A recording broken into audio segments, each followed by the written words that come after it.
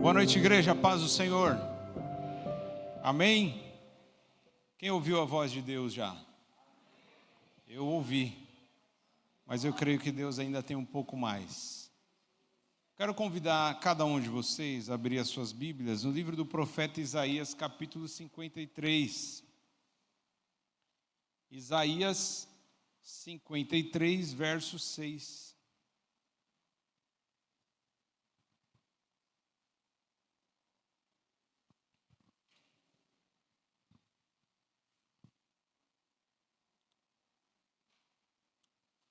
Olhando eles aqui, não tem como relembrar da infância, né? Eu fiz muitas peças de teatro na igreja, desde os juniores, adolescentes, e agora são os nossos filhos, sobrinhos, a nova geração, né? Que vai continuar o trabalho, depois que nós partirmos, eles que vão continuar. É muito importante nós passarmos, né? Temos que passar o bastão, passar para a nova geração.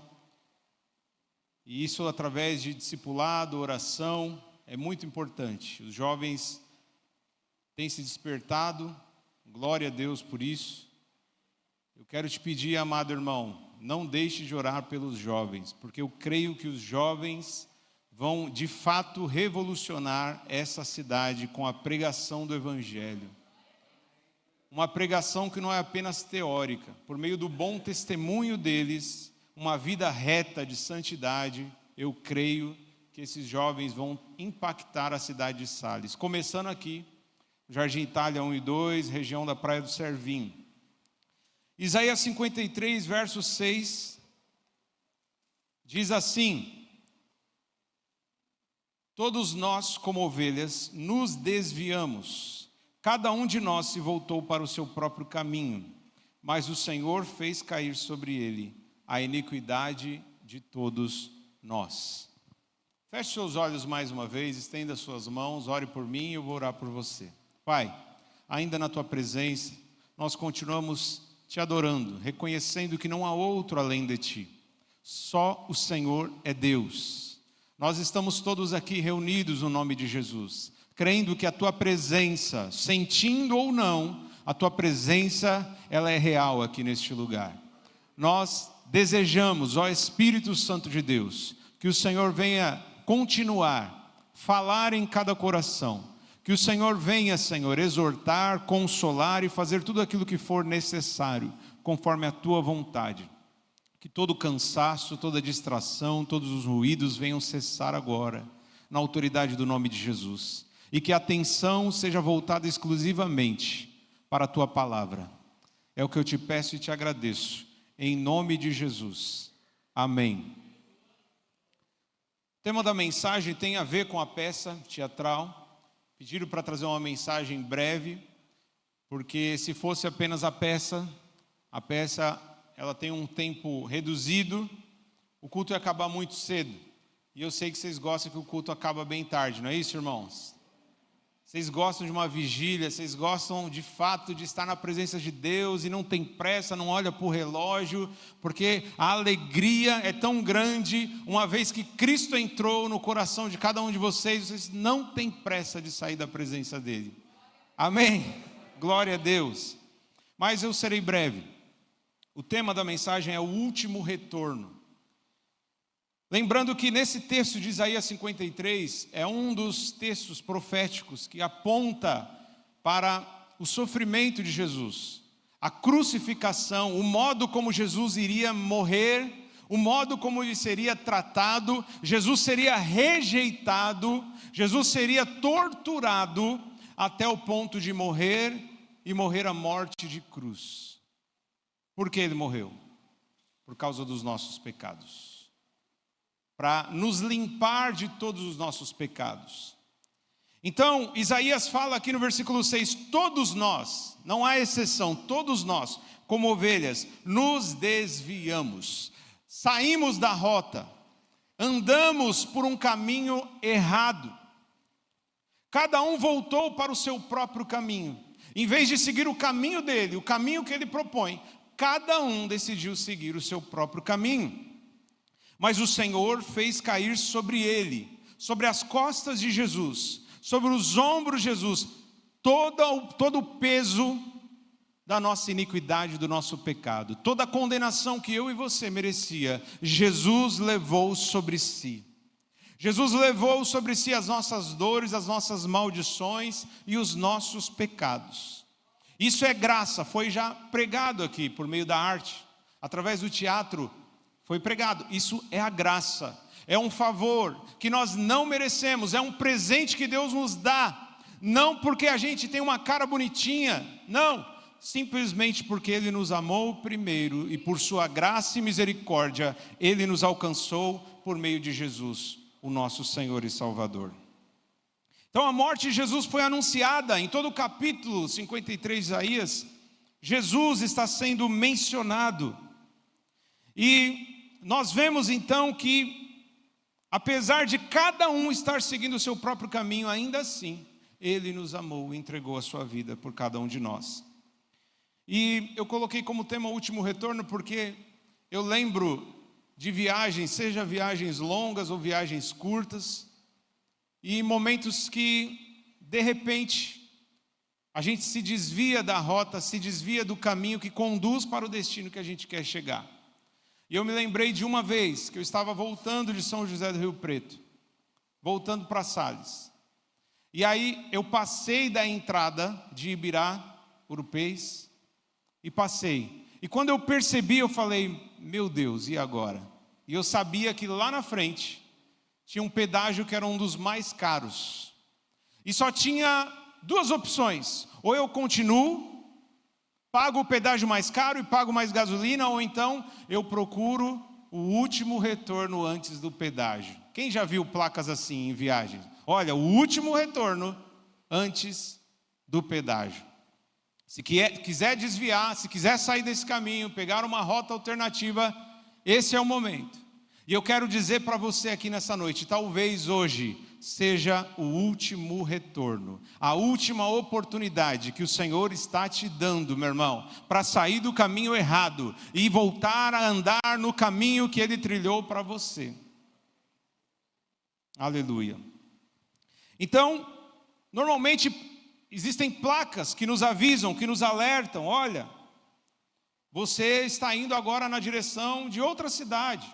Olha, daqui a pouco vai aparecer um pedágio ali na frente. Da mesma forma o Senhor tem nos avisado, Ele tem nos alertado. Assim como Ele usou Noé, quem lembra de Noé? Ele avisou não apenas Noé, avisou todas as pessoas daquela geração. Conforme Noé ia construindo a arca, todos estavam sendo avisados, olha, a ira do Senhor está prestes a ser descarregada. O juízo está próximo. Só existia uma forma de escapar, entrando na arca. Mas muitos zombaram de Noé, muitos zombaram da sua família e não quiseram acreditar, acharam que ele era um louco. E assim nós que somos cristãos, nós que somos evangélicos, protestantes, muitas vezes somos tratados como loucos. As pessoas normalmente nos enxergam como pessoas alienadas, pessoas ignorantes, pessoas que não têm conhecimento, que estão sendo manipuladas ou enganadas. É fato que existem muitas lideranças, muitas igrejas que acabam fazendo isso, mas isso em qualquer instituição, seja na política, seja até num hospital, seja nos militares, não importa a instituição, qualquer instituição está sujeita a ter pessoas mal intencionadas. A ter pessoas que de repente querem se aproveitar das pessoas para conseguir algum lucro. Então, nós sabemos que isso é uma realidade, mas não significa que todas as igrejas têm esse mesmo objetivo. Não significa que todas as pessoas que estão pregando o evangelho estão com o objetivo de lucro, estão com o objetivo de tentar se aproveitar de você. Ainda existem muitas igrejas aqui em Sales, no Brasil e no mundo, que pregam o evangelho de maneira séria, que têm um compromisso de mandar a mensagem, de repassar para você a mensagem de Deus que traz salvação para a tua alma. Então, amado irmão, o primeiro ponto dessa mensagem é: ninguém é justo.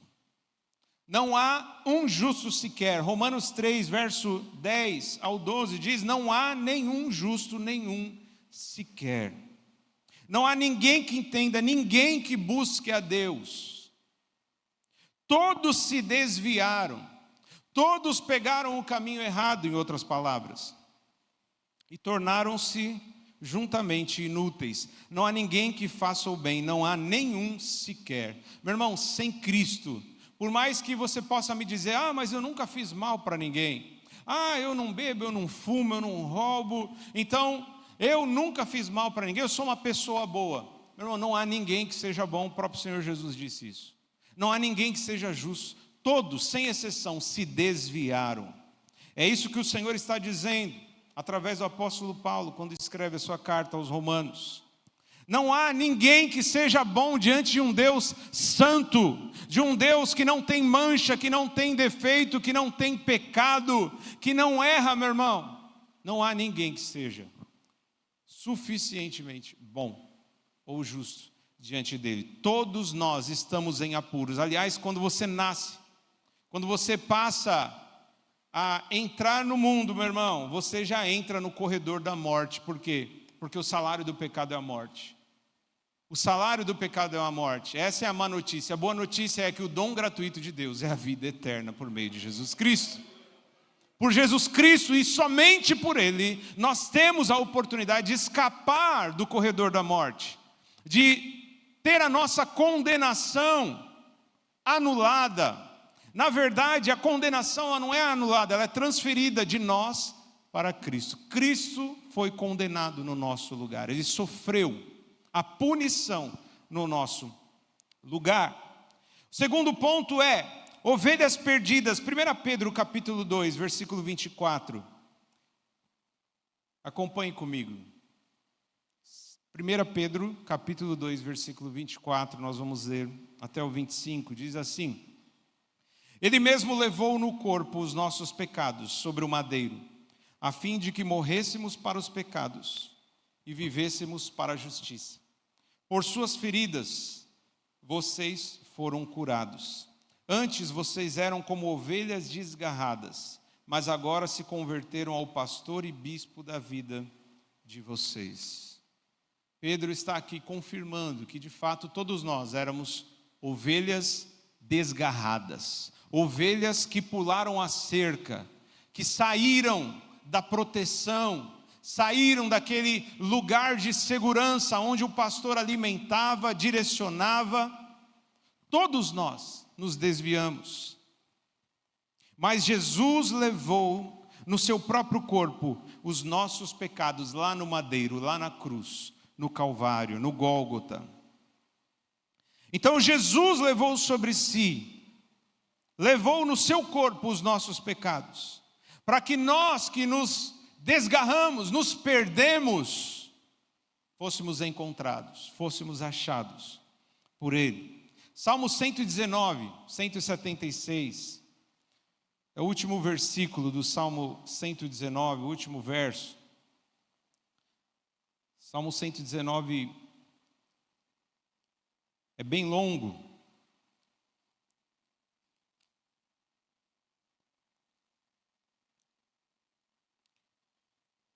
Diz assim: andei vagando como ovelha perdida. Vem em busca do teu servo, pois não me esqueci dos teus mandamentos. Eu queria dizer para você, meu irmão, seja você um cristão não praticante, porque hoje em dia é uma nova modalidade, assim como no passado era muito comum o brasileiro médio dizer: eu sou católico, sou um católico não praticante, um católico que não vai na missa.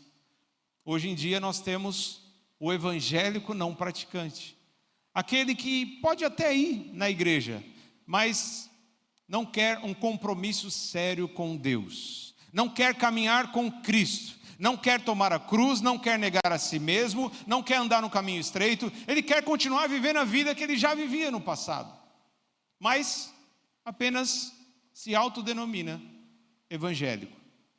Então, o salmista está dizendo aqui: eu andei vagando como uma ovelha perdida. Vem em busca do teu servo, pois não esqueci dos teus mandamentos. Então, eu quero dizer aqui para pessoas que nunca entraram numa igreja, eu quero dizer também para pessoas que já frequentam a igreja, que, meu irmão, não importa se você está dentro, se você está fora, se você está participando de uma reunião religiosa. Eu quero saber se você de fato teve um encontro com Cristo, ou se você ainda está vagando, ou se você ainda está perdido, porque eu sei que mesmo dentro da igreja, tem muitas pessoas que estão perdidas, que estão ainda vagando, mas com a falsa segurança de que não, já que eu estou vindo na igreja, então está tudo bem. Se Jesus voltar, eu estou garantido. Meu irmão, isso é um engano. Isso é uma autossabotagem, é uma armadilha que você está caindo. Nós precisamos nessa noite tomar uma decisão. Vamos continuar vagando, seguindo os nossos próprios caminhos, ou vamos entrar no caminho que Ele propõe para nós? Terceiro e último ponto. Sempre haverá festa no céu para um filho perdido que é encontrado. Lucas 15, 23. Que é o momento em que, na parábola do filho pródigo, o pai se alegra ao ver o filho voltando, como um gesto, um símbolo do seu arrependimento. E aí ele diz: tragam um novilho gordo e matem-no, vamos comer e festejar. Pois este meu filho estava morto e voltou à vida, estava perdido e foi achado. Então começaram a festejar o seu regresso. Cada vez que alguém volta para os braços do Pai, há uma grande festa, um grande banquete no céu. Até mesmo você, que talvez você fale assim: mas eu nunca fui um cristão, eu nunca me desviei porque eu nunca me converti. Mas meu irmão, eu quero dizer para você algo que talvez seja uma novidade para você. Mesmo você que nunca teve um compromisso com Cristo, que nunca entrou dentro de uma igreja, nunca entregou a sua vida para Cristo, você foi projetado, formado na barriga da sua mãe com um propósito: glorificar a Deus. Você foi formado com o propósito de render adoração a Ele. Esse é o propósito da sua existência. Acontece que muitos, talvez na infância, naquela inocência, né, tem momentos de bondade, tem momentos ali de pureza, tem a inocência, mas conforme vai crescendo, vai conhecendo os pratos, como foi mostrado na peça, né?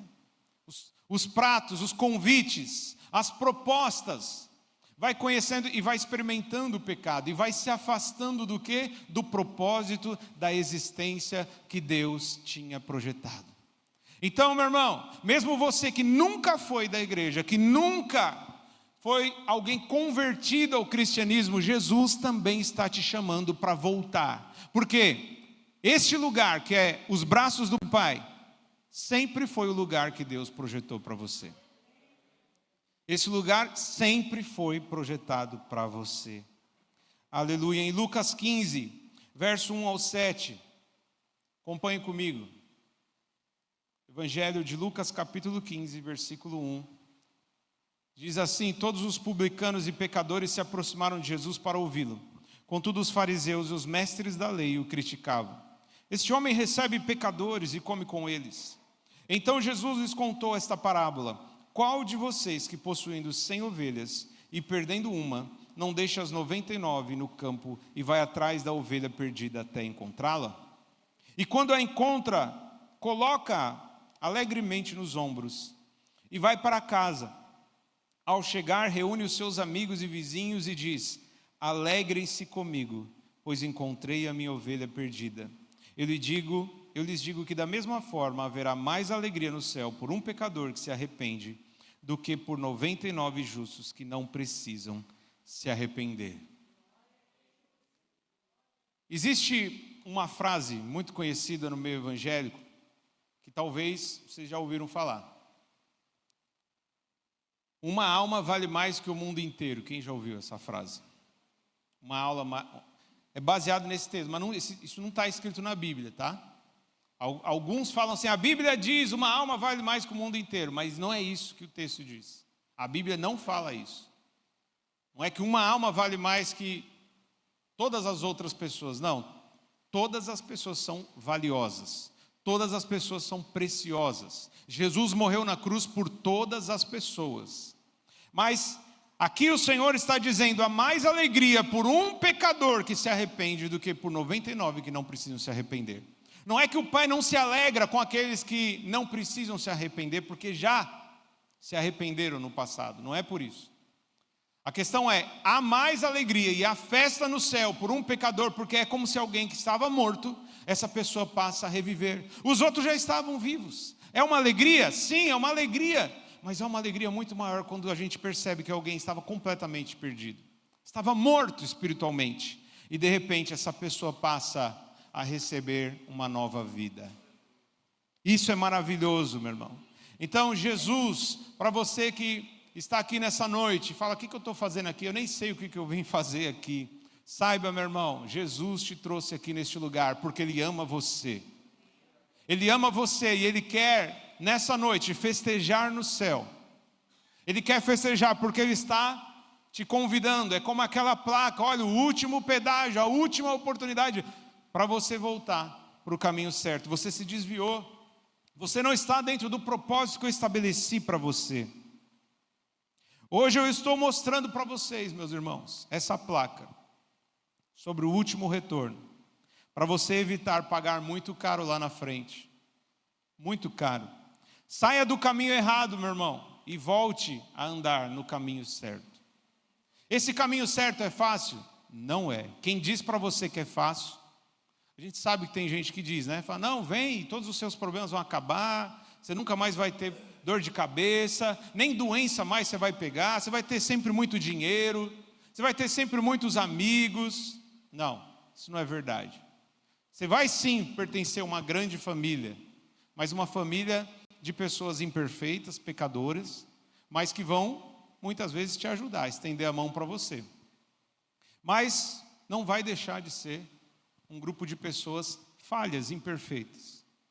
E seguir esse caminho, Jesus nunca enganou ninguém. Ele diz: olha, no mundo vocês terão aflições, mas tenham bom ânimo.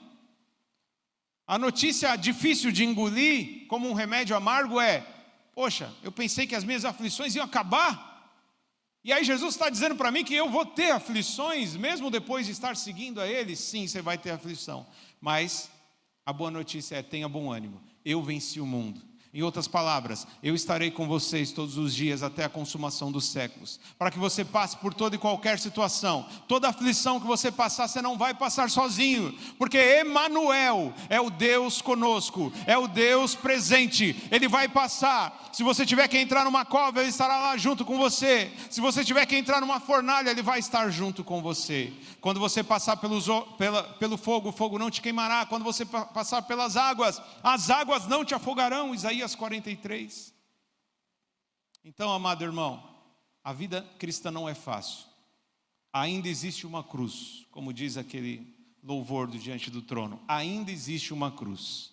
Muitos têm tentado facilitar o evangelho apenas para ter o máximo de adesão. Nós não estamos aqui preocupados, meu irmão, em ver essa igreja cheia de gente que não se converteu.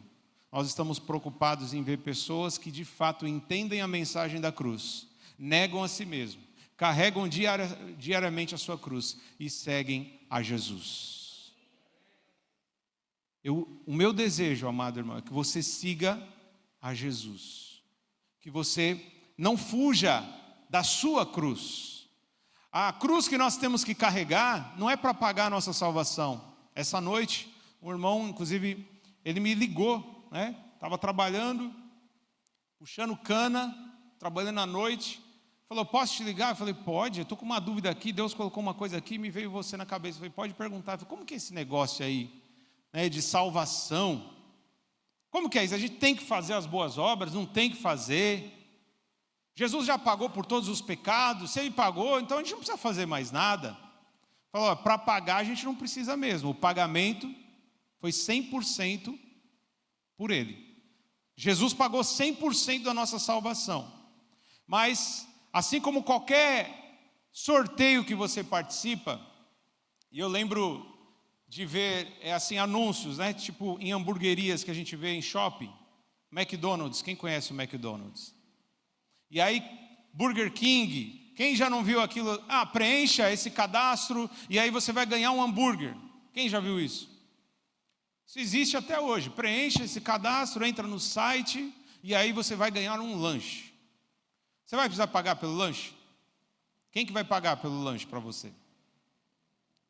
O dono do restaurante. Ele vai pagar para você. Se você não entrar no site e não se cadastrar, você vai ganhar o lanche? Você não vai ganhar. Certo? Eu usei o exemplo para ele também sobre aqueles sorteios que fazem em posto de gasolina, aonde fala, abasteça R$50 e você vai ganhar uma bicicleta. Teve alguns que falaram, você vai ganhar uma moto. E aí, o que acontece? A moto ou a bicicleta custa R$50? Não. E você não tem dinheiro. Imagina que você só tem os 50 e você quer abastecer o seu carro e mais nada. Você não tem dinheiro sobrando, só tem o dinheiro para gasolina. Aí eles falam, não, abasteça e você preenche um cupom, coloca na urna e você pode ganhar uma bicicleta. Há alguma chance de você ganhar essa bicicleta sem abastecer os R$50? Há alguma chance de você ganhar essa bicicleta sem você preencher os seus dados e colocar na urna? A chance é zero, né? Agora, se você abastecer os R$50, se você preencher os seus dados, colocar na urna, você tem chance. No caso, a gente está falando de um sorteio. Na salvação não é um sorteio, é garantia. Todo mundo que se enquadrar nas condições, qual que é a condição? Efésios 2:8, somos salvos pela graça, por meio da... Então a fé é a condição para eu receber um prêmio que foi pago por outra pessoa para mim. Para mim vai ser de graça, não vai ter custo. A salvação, ela é gratuita. Porém, para eu receber, eu preciso me enquadrar nas condições. Eu preciso seguir os requisitos necessários. E qual é o único requisito para nós? A fé. Porém, a fé, ela é acompanhada de arrependimento. É acompanhada de obediência. Porque se alguém diz que tem fé e não obedece, se alguém diz que tem fé e não se arrepende, essa fé é morta, de acordo com a palavra de Deus. Carta de Tiago diz isso. Então, meu irmão, nós precisamos usar a nossa fé de maneira viva, prática, por meio de evidências, e aí sim receber de graça a salvação. É claro que você viver uma vida na fé genuína não é fácil, como eu já disse aqui. É a vida de cruz, é a vida do negue-se a si mesmo. Mas temos uma esperança e uma boa notícia de que o Espírito Santo Consolador é aquele que estará nos ajudando nas nossas fraquezas, nos guiando em toda a verdade, nos lembrando das palavras de Jesus, nos fortalecendo no momento que nós precisamos. Então você não está sozinho.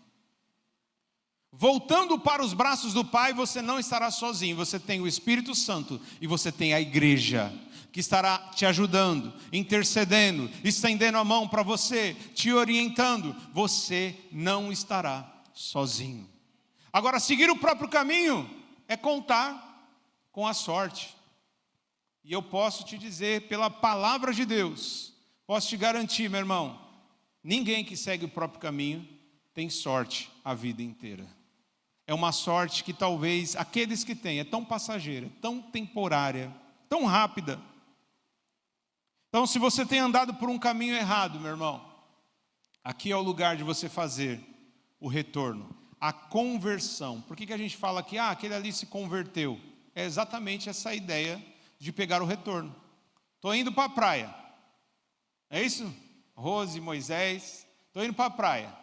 E de repente eu percebo que eu pego uma estrada que está indo para outro lugar. Aí o que eu tenho que fazer? Se eu quiser continuar, eu posso continuar. Vou seguir meu caminho, vou seguir minha cabeça, acho que eu vou chegar na praia. Mas todo mundo está te alertando, olha, esse caminho não leva para a praia. Aí você tem a oportunidade de ouvir, fazer a conversão, pegar o próximo retorno, ou talvez o último retorno, e aí sim voltar para o caminho certo.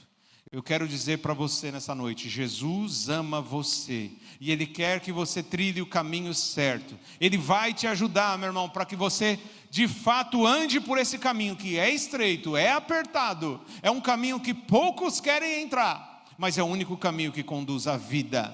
Jesus quer te dar a vida eterna. E mesmo você, meu irmão, que é um frequentador de igreja, mas não vive em obediência ao Senhor, Ele quer que você volte a trilhar o caminho. Não apenas se garanta, eu tenho um cadastro de membro, eu tomo ceia, eu já me batizei, um dia lá atrás eu aceitei Jesus. Meu irmão, você precisa fazer o que Ele pediu para você fazer. Em Mateus 7, Jesus vai falar: nem todo aquele que me diz Senhor, Senhor, entrará no reino dos céus, mas somente aquele que faz a vontade do meu Pai. Porque naquele dia muitos vão dizer: Senhor, eu curei em teu nome expulsei demônios.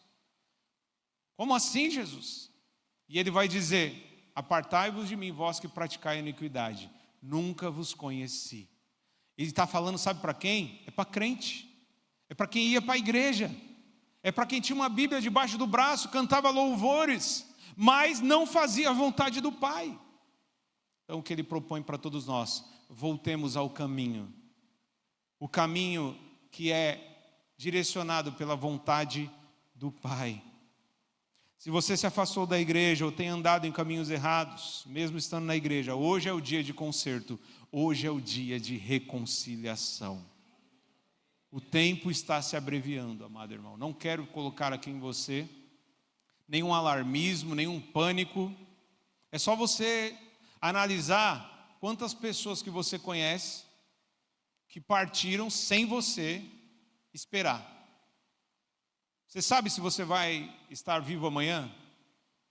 A gente não gosta de falar disso, a gente não quer falar disso, né? Mas é uma realidade. Nós não sabemos quanto tempo nós temos de vida. E para aqueles que morrem, Jesus já voltou para eles. O tempo já acabou, a oportunidade, a chance acabou. É como alguém que passa pelo último retorno e ignora. E não está nem aí. Você vai ter que pagar o pedágio e o preço é caro. Mas aqueles que de fato são humildes para falar: não, peraí, se muita gente me falou que eu preciso fazer o retorno, eu vou fazer o retorno. Aí, meu irmão, o preço já foi pago. Jesus já pagou. É apenas estender a mão e receber. E andar em conformidade com a palavra de Deus, com a vontade de Deus. Você, óbvio, não vai ser perfeito. Ninguém, aqui não tem ninguém perfeito. Todos nós ainda temos a natureza pecaminosa.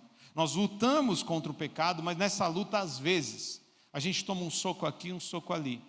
Mas agora nós estamos com a guarda alta, né? Nós estamos lutando, o Senhor nos ajuda. E quando pecarmos, temos um advogado justo. Jesus é aquele que nos defende diante do Pai. Quando você se arrepende e confessa os seus pecados, Ele é fiel e justo para perdoar os seus pecados e te purificar de toda injustiça.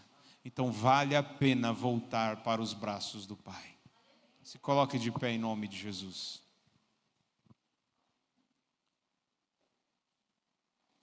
Ele nunca te abandonou. Ele sempre esteve de braços abertos. Na parábola do filho pródigo, quem abandonou quem? Foi o filho que abandonou o pai. Não é isso? E o pai não foi atrás do filho, mas o pai estava de braços abertos, esperando. E o pai está de braços abertos esperando você, que ainda está longe dele. Você precisa tomar a decisão de ir ao encontro dele. Se você for, se você fizer um retorno, se você fizer a conversão, sair desse caminho errado e começar a andar na direção dele, ele vai te receber de braços abertos e vai fazer festa no céu.